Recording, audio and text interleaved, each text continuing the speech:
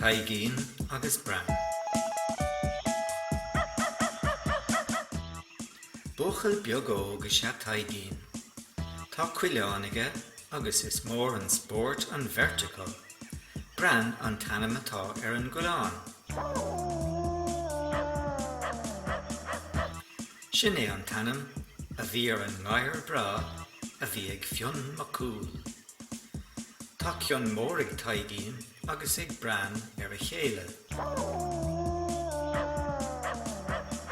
Is minic a bhí an mamí cráite acu. Sciobhan taigín rudaí as an gobard agus tugann sé de bhrean le nithe iad.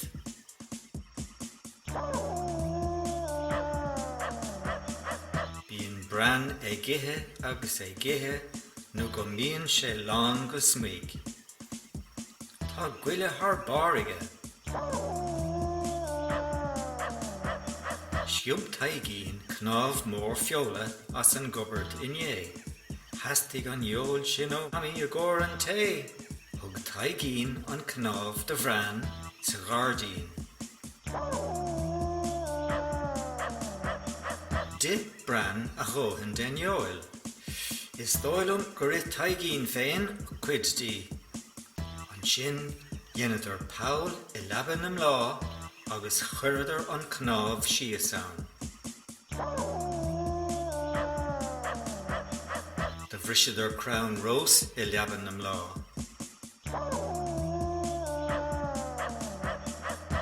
Nuair a chuaigh mamí go dtí an cupboard, ní raibh éon eol ann rimpi. Cá bhfuil an eol a bhí sa cupboard seo? Siise, ní dúirt aine focail. A taigín? Siise, Cá bhfuil mo chuid feola? Tá cuidí istigh imrean sa taigín. agus chuir san cnámh ag fós arís.